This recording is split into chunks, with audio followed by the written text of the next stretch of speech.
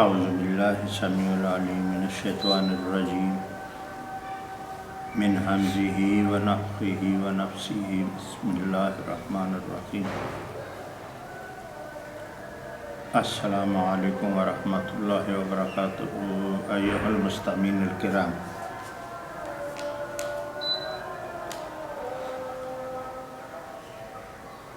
بسم اللہ الرحمن الرحیم۔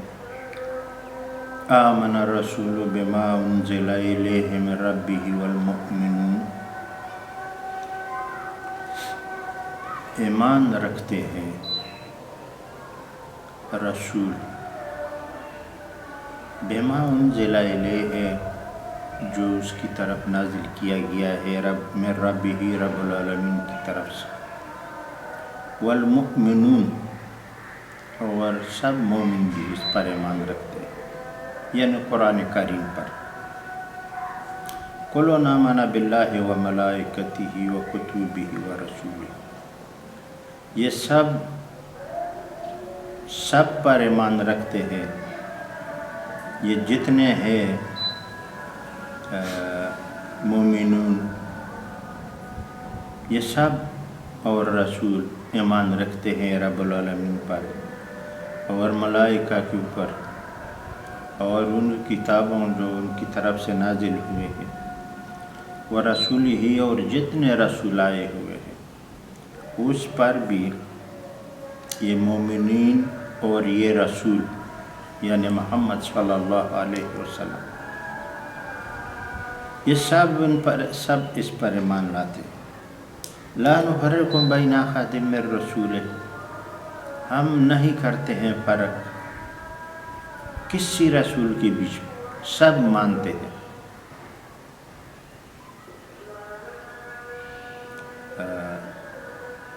وقالوا سمعنا واطعنا، اور سب کہتے ہیں کہ ہم نے سنا اور اطاعت کی۔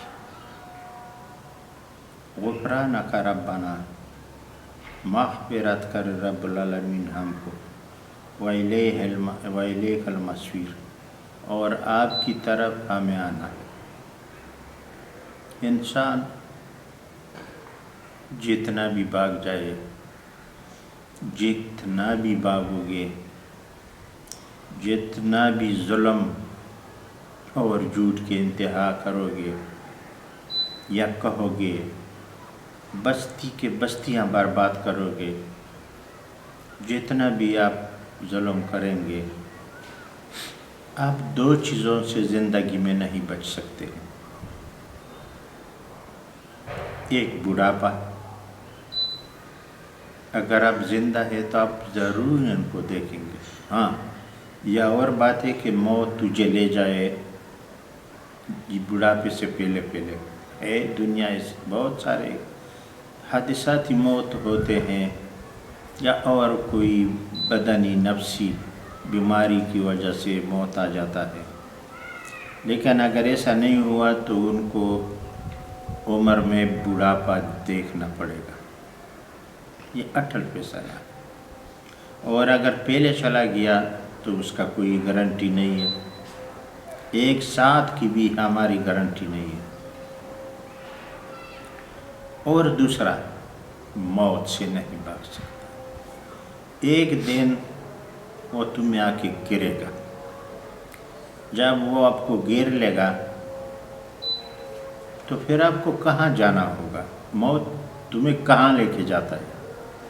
سیدھا رب العالمین کے پاس لے کے جاتا ہے۔ اور اس کے اعمال پیش کیے جاتے ہیں،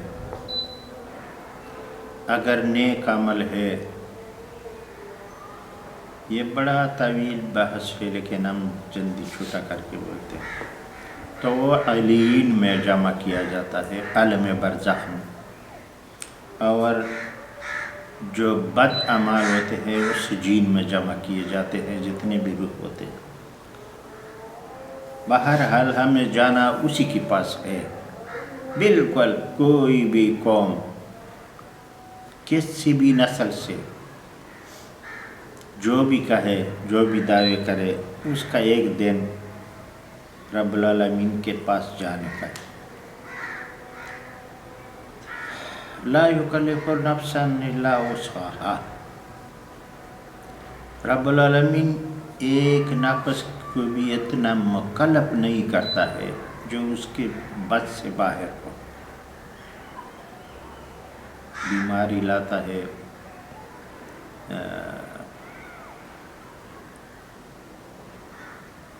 فقر لاتا ہے، آدمی فقیر ہو جاتا ہے، لیکن ایک حد تک ہوتا ہے۔ لا یکلف اللہ نفسا الا وسعها، نہیں ہے مکلف ایک نفس بھی مگر اس کے وس کے مطابق۔ لہا ما کسبت، ان کے لیے وہ کسب ہے، وعلیہا ما اکتسبت، جو سب پر ان کا کیا ہوا کسب، اعمال، کسب سے اعمال مراد ہے، چاہے وہ قولی ہو چاہے فعلی ہو۔ یہ دونوں آپ کے سامنے آئیں گے اور ان دونوں پر تمہارا جنت میں جانا ہے اور جہنم میں جانا ہے۔ اب دیکھو جیسے جیسے اعمال ہے اس میں ربنا، اب یہ انسان سوال کرتا ہے۔ یہ 2 آیات سورہ بقرہ کی سب سے آخری آیات ہے، اور صحیح حدیث میں ہے کہ جو آدمی ان کو حفظ کرے اور پڑھا کرے اس کی زندگی میں برکت آئے گی انشاءاللہ۔ اگر برکت نہیں آئی تو فتنہ سے وہ بچتا رہے گا۔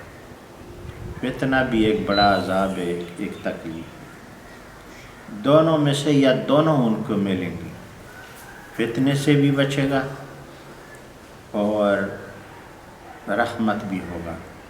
یہ دونوں آیات جو ہے بہت ضروری ہے، ہر بندے کو یاد کرنا، یا تو کتاب اللہ میں پڑھنا یا یاد کر کے، اتنا لمبا نہیں ہے، خود پڑھنے کا ہے، اور جس گھر میں یہ پڑھا جائے گا انشاءاللہ اس میں برکت آئے گی، اور اگر برکت نہیں آئی تو وہ فتنوں سے محفوظ ہوگا۔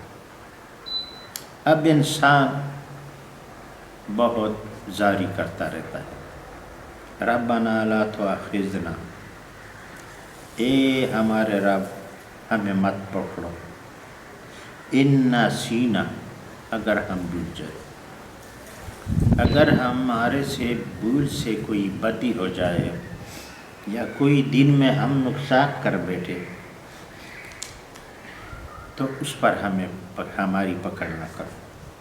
او اخطأنا، یا خطائی سے، غلطی سے ہمارے سے کام ایسا ہو جائے جو وہ گناہ کا ہو، اور ضرر ہو، اس کا نقصان ہو، دین کے لیے، آخرت کے لیے، دنیا میں۔ او اخطأنا، جو ہمارے سے غلطیاں ہوتی ہیں۔ ربنا ولا تحمل علینا اصرا،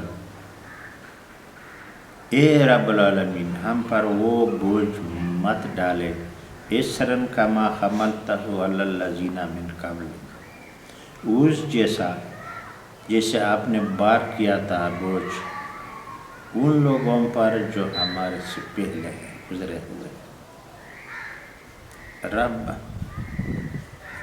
ربنا ولا تحملنا ما لا طاقت لنا بہ، یا رب کریم ہم پر وہ بوجھ نہیں ڈالے جس کو ہم اٹھا نہیں سکتے ہوں گے، اس بوجھ سے ہمیں بچا۔ واعف عنا، اور عفو کرو، درگزر کرو، واغفر لنا، اور مغفرت کرو ہمیں، وارحمنا، اور ہم پر رحم کرو، انت مولانا، آپ ہی ہمارے کارساز ہیں، فانصرنا علی القوم الکافرین، ہمیں بچا لو کافرین کے فتنوں سے اور ظلم و زیادتی سے۔ یہ وہ دوائیں ہیں جو اپنے لیے رب العالمین کو راضی کرنے کا ذریعہ ہے۔ دیکھو رب کریم نے ہم میں تو پیدا کیا، اور اس کا اگر کروڑوں اور اربوں شکر کرے کہ ہمیں مسلمان بنایا، کلمہ نصیب کرایا، پھر ہمیں صحت دی، جوانی دی، دولت دیا، عزت دیا، تو اس کے ہم شکر گزاری بھی تو کریں گے، اور اس سے اپنا مغفرت اور عاجزی طلب کرتے رہیں گے انشاءاللہ ہم سب، کیونکہ وہ خالق و مالک کے بغیر اگر وہ رحم نہیں کرے تو ہمارے اعمال اتنے نہیں ہیں کہ ہمیں چھڑا سکے۔ یا کریم رب تو ہماری مددگار بن جاؤ، اور یہ جو آیات اپنے کتاب اللہ شریف میں نازل کی ہے، اس سے ہماری مدد کرو اور مغفرت کر، آمین ثم آمین۔ اب انشاءاللہ ہم تاریخ اسلام کی بقایا بیان کریں گے۔ سعید بن عامر بن خزیم اب اپنی جمع کے اشراف میں سے تھے، جو ان کے پاس جمع ہوتے تھے، جو لوگ ان کے ساتھ اٹھتے بیٹھتے تھے، وہ اشراف میں سے تھے، یعنی بڑا معزز اور اکرام والے۔ جنگ خیبر میں شامل ہوئے، اور آپ زہاد و عباد میں سے تھے، یعنی عاجزی اور بندگی بہت کرتے رہتے تھے۔ سیدنا عمر کی طرف خمس کے امیر تھے، طرف سے سیدنا عمر رضی اللہ عنہ نے اس کو خمس میں امیر مقرر کیا تھا۔ سیدنا عمر کو اطلاع ملی کہ آپ شدید زخمی ہوئے ہیں، تو آپ نے ان کی طرف 1000 دینار بھیجے، اور آپ نے ان سب کو صدقہ کر دیا، اور اپنی بیوی سے کہنے لگے ہم نے وہ دینار اسے دیے جو ہمارے لیے انہیں تجارت میں لگائے گا۔ سمجھ گئے؟ یہ بڑا زاہد اور عابد بندہ تھا۔ اس کو سیدنا عمر نے جب شدید زخمی ہو گئے اور پڑے رہے چارپائی پر، تو سیدنا عمر نے ان کو 1000 دینار، بہت بڑی رقم ہوتی ہے اس وقت میں، اب بھی یہ ہے، تو آپ نے صدقہ کر دیا، اور کہا کہ میں نے اپنی بیوی سے کہنے لگے کہ ہم نے وہ دینار اسے دیے جو ہمارے لیے انہیں تجارت میں لگائے گا، مطلب ہے ہم نے اللہ کی نام پر دیے ہیں، اور وہ اس کا ثواب ہمیں دے گا جو وہ تجارت ہے۔ یہ نہیں کہ پیسہ کما کے دے گا، بلکہ نہیں، ثواب کی تجارت میں ہم نے لگائے، اور انشاءاللہ ہمارا مالک وہ دے گا۔ ایسا ہی ہے، تم ایک کھجور کا بھی صدقہ کرو اگر حلال کی ہے تو رب العالمین کے ہاں قبول ہو جاتا ہے، اگر آپ کا بس ایک کھجور کا ہو۔ ایسا نہیں کہ آپ ارب پتی ہو اور صدقہ دینے لگو کھجور کا، مگر اس نے جو دلیل پیش کی، بہترین دلیل، کہ میں نے وہ صدقہ اسی جگہ میں لگایا کہ مجھے اس کا تجارت ملے گا، ثواب ملے گا۔ خلیفہ کا بیان ہے کہ آپ نے اور معاویہ نے کیساریہ کو فتح کیا۔ کیساریہ کے فتح میں سے ہر ایک اپنے ساتھیوں پر امیر تھا۔ ایک گروہ پر امیر معاویہ امیر تھا، یہ جو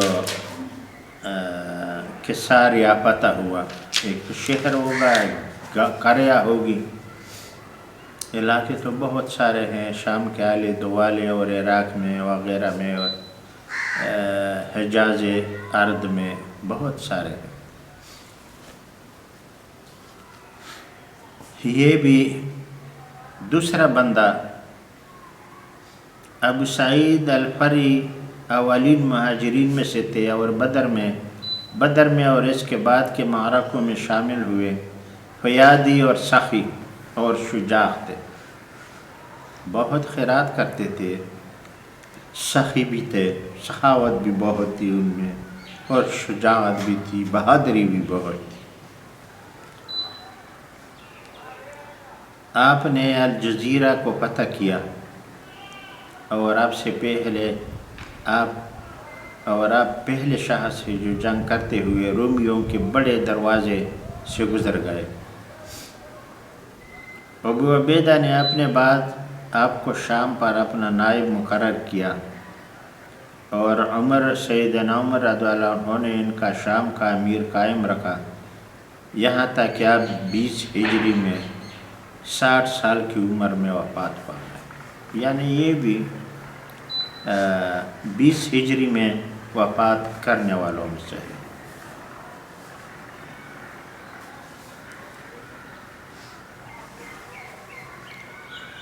ابو الحسیم بن التحیان، مالک بن حسل بن عمر، عبدالعالم بن عامر، دعوار بن جسم بن حارث الخزرج بن عمر بن مالک بن العوس الانصاری، الوسی آپ کے عقبہ میں نقیب بن کر حاضر ہوئے۔ عقبہ کی رات میں یہ چوکیداری میں حاضر ہوئے تھے، اور بدر اور اس کے بعد کے معرکوں میں شامل ہوئے، اور 20 ہجری میں وفات پائی، اور بعض کا قول ہے کہ 21 ہجری میں وفات پائی، اور یہ بھی بیان کیا گیا ہے کہ آپ علی رضی اللہ عنہ کے ساتھ سپین میں شامل ہوئے۔ ابن اسیر کا قول ہے کہ اکثریت کا یہی قول ہے، اور ہمارے شیخ نے ان کا ذکر یہاں کیا ہے، واللہ اعلم۔ زینب بنت حجس، اس کا پہلے بھی ہم نے بیان تھوڑا گزرا تھا، اب دوبارہ آیا تاریخ اسلام میں اس کا بیان۔ امہات المومنین میں سے سب سے پہلے وفات پانے والے ہیں آپ کی والدہ امیمہ بن عبد المطلب، یہ عبد المطلب کی بیٹی تھی، مطلب نبی علیہ السلام کی چاچا کی لڑکی تھی ان کی ماں۔ آپ کا نام براتا، رسول اللہ صلی اللہ علیہ وسلم نے آپ کا نام زینب رکھا۔ آپ کی کنیت ام الحکم تھی، اور آپ ہی کا نکاح اللہ تعالیٰ نے رسول اللہ صلی اللہ علیہ وسلم سے کر دیا تھا۔ میں نے پہلے بتایا ہے اس کا پورا تاریخ، زید بن حارثہ کی نکاح میں تھے، لیکن ان کی بنی نہیں، 1 سال کوئی 1.5 سال اتنے عرصہ چل پڑا، بعد میں وہ ٹوٹ گیا، اور اس کے بعد رب العالمین نے اپنے آرڈر پر نبی علیہ السلام کو نکاح میں دے دیا، اور آپ اس وجہ سے دیگر ازواج نبی پر فخر کیا کرتی تھی، اور فرمایا کرتی تھی تمہارا نکاح تمہارے اہل نے کیا ہے، مطلب ہے تمہارے والیوں نے کیا ہے، اور اللہ تعالیٰ نے میرا نکاح آسمان پر سے کرا دیا ہے۔ یہ بھی ایک بڑا معجزہ سمجھو، لیکن اس کا اگر اس کے اعمال یا رب العالمین کا اس سے راضی ہونا خاص اس لیے نہیں ہے کہ صرف اس کو کیونکہ اور بھی عورتوں کا بھی آسمان سے نکاح آ سکتا تھا. اس میں وجہ تھی منہ بولے بیٹوں کی بیویوں کی. اصل وجہ یہ تھی. یہ نبی علیہ السلام کے منہ بولے بیٹا تھا زید بن حارثہ. زید بن محمد بن عبداللہ کہا جاتا تھا اس کو، تاکہ پھر کوئی ایسا کام نہیں سوچے کہ یہ میرا بولا بیٹا ہے، ان کا بیوی ہم پر حلال ہے حرام ہے اور یہ وہ وغیرہ. نہیں، ایسا نہیں ہے. یہ اس لیے بھی اللہ تعالیٰ نے فرمایا فلما قضى زید منہا وطرا، جب کہ زید رضی اللہ عنہ کا دل اس سے بھر گیا، زوجنا کہا، ہم نے اس کا شادی آپ سے کیا.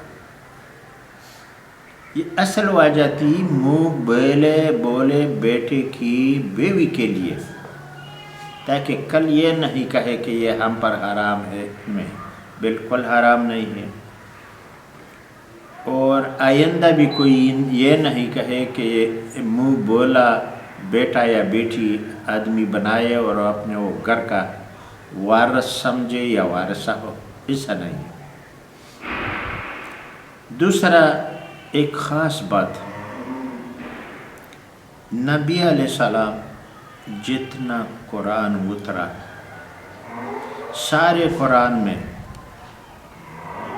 نام کسی کا نام بھی لیے ہیں، جیسے فرعون وغیرہ کے اور دوسرے جو تھے، لیکن کسی اصحابی کا نام رب العالمین کی طرف سے بنام ذات خود ہو کر کے نہیں آیا ہے، سوائے زید بن حارثہ سے.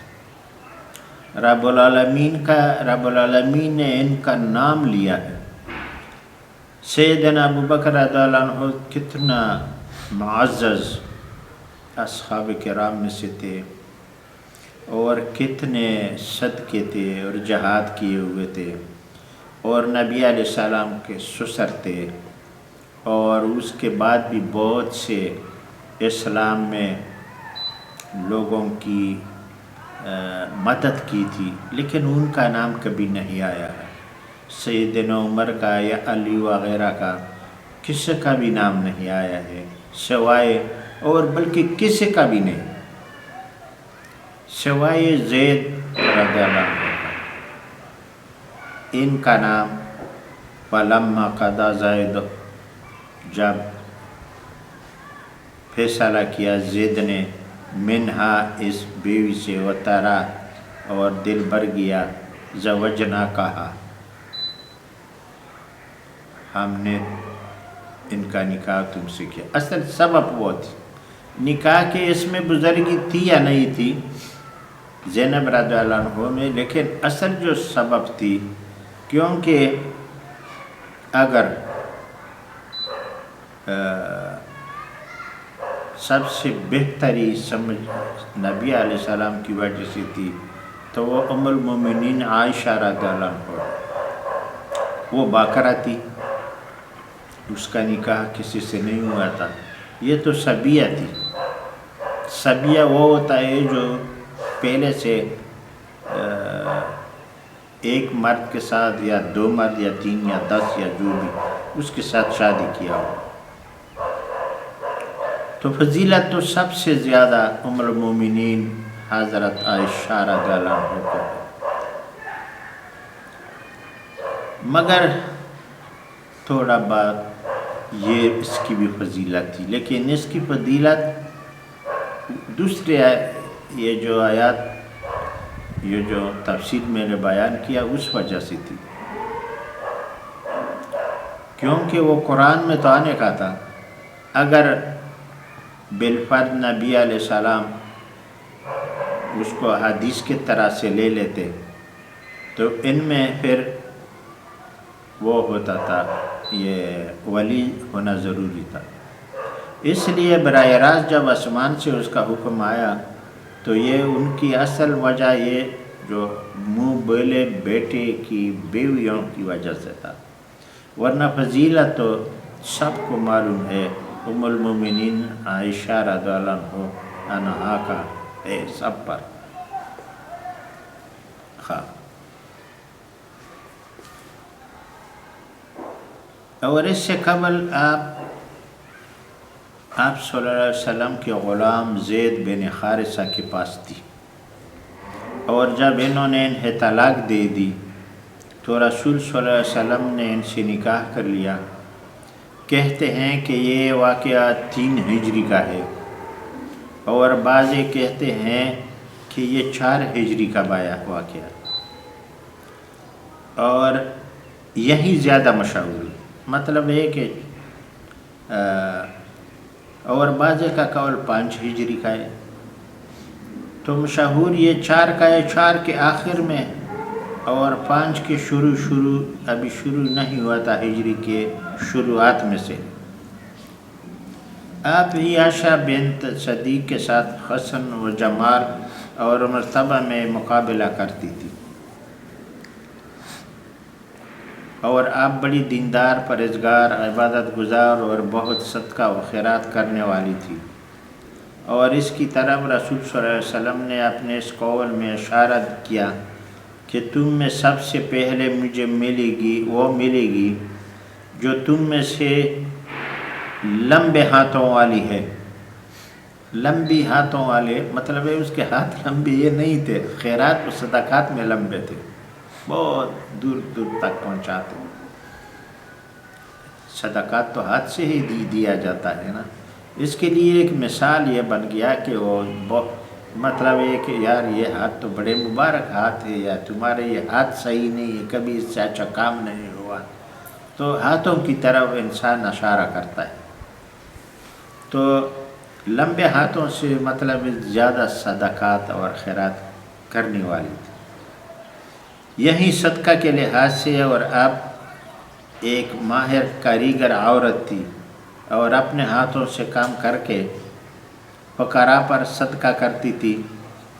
عائشہ رضی اللہ عنہا فرماتی ہے کہ میں نے زینب بن حج سے بڑھ کر دین میں بہتر خوف اللہ رکھنے والی، راستے گفتار، جو سچ بولنے والا، صلہ رحم، امانت دار اور صدقہ کرنے والی عورت کبھی نہیں دیکھی۔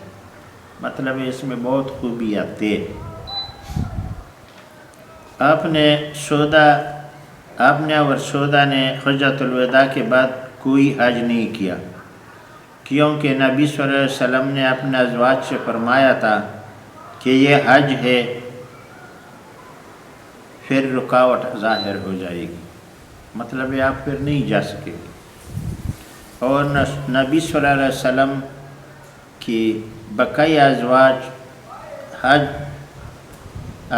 حج کو جایا کرتی تھی، انہوں نے باقیوں نے کیا اس کے بعد بھی۔ زینب اور سودا کہا کرتی تھی کہ اللہ کے قسم کہ ہم نے آپ کے بعد سواری کو حرکت نہیں دی، یعنی کبھی باہر نہیں نکلے گھر سے۔ مورخین کا بیان ہے کہ عمر رضی اللہ عنہ نے زینب کا طرف ان کا مقررہ وظیفہ 12,000 بھیجا۔ ان کا وظیفہ تھا 12,000 درہم تھا یا دینار تھا، یہ آپ کو ملا کرتا تھا۔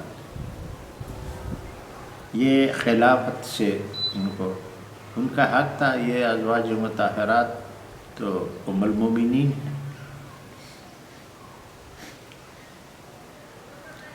تو آپ نے اسے اپنے اقارب میں خیرات کر دیا، پھر فرمانے لگے اے اللہ، اس کے بعد مجھے عمر کی عطا نہیں ملے گی، اور 20 ہجری میں وفات پا گئی۔ عمر نے آپ کی نماز جنازہ پڑھائی، اور آپ پہلی خاتون ہیں جن کے لیے تابوت بنایا گیا۔ تابوت اصل میں اسلام میں جائز نہیں ہے، کیونکہ سوائے اس کے اگر کوئی کہے نہ باقی امہات المومنین نے بنایا ہے، نہ اس کے بعد جائز ہے تابوت میں کسی مرد کو دفن کرنا۔ ہاں، اگر وہ بہت خراب ہو لیکن پھر بھی صحابہ کرام کو بوریوں میں بر کر کے مدفون کیے گئے ہیں، کسی کے لیے تابوت نہیں بنایا گیا ہے۔ اس نے اپنے لیے کیوں وصیت کی کہ میرے لیے بناؤ، اور آپ کو باقی میں دفن کر دیا گیا۔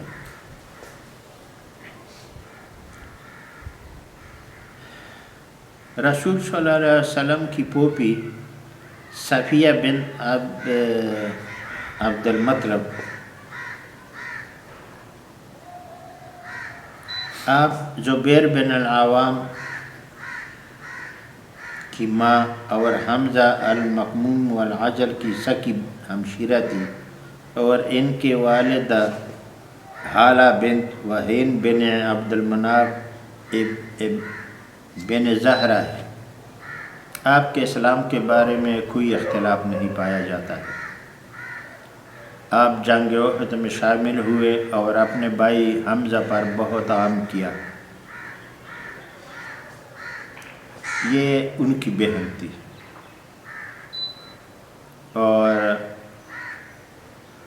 اور جنگ خندق میں آپ نے ایک یہودی کو قتل کر دیا، جو آ کر اس قلعہ کے ارد گرد گھومنے لگا جس میں آپ موجود تھے، یعنی نبی صلی اللہ علیہ وسلم، یا یہ خود موجود تھے۔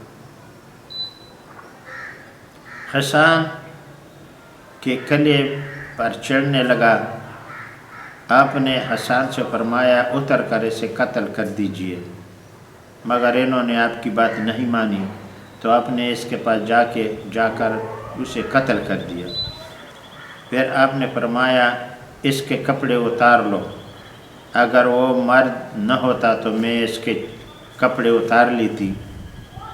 حسان نے کہا کہ مجھے کپڑوں کی ضرورت نہیں، آپ مشرکین کے ایک مرد کو قتل کرنے والی پہلی عورت ہے۔ اختلاف پایا جاتا ہے، بعضوں کا قول ہے کہ عروہ اور عادقمہ مسلمان ہو گئے تھے، اور ابن اسیر اور ہمارے شیخ ابو عبداللہ ذاہبی کا یہی قول ہے، اور صحیح یہ ہے کہ ان میں صفیہ کے سوا کسی نے اسلام قبول نہیں کیا۔ سب سے پہلے آپ کا نکاح حارث بن امیہ سے ہوا، پھر اس کے بعد العوام بن حویل کے ساتھ ہوا، اور ان سے آپ کے زبیر رضی اللہ عنہ اور عبد القعبہ، اس کے بعد العوام عبد القعبہ پیدا ہوئے، اور بعض کا قول ہے کہ العوام نے باکرہ ہونے کی حالت میں آپ سے نکاح کیا، مگر پہلا قول صحیح ہے۔ آپ نے 73 سال کی عمر میں 20 ہجری میں مدینہ شریفہ میں وفات پائی اور بقیع میں دفن ہوئے، اور ابن اسحاق نے ان کے علاوہ فوت ہونے والی عورتوں کا بھی ذکر کیا ہے۔ باقی انشاءاللہ کل۔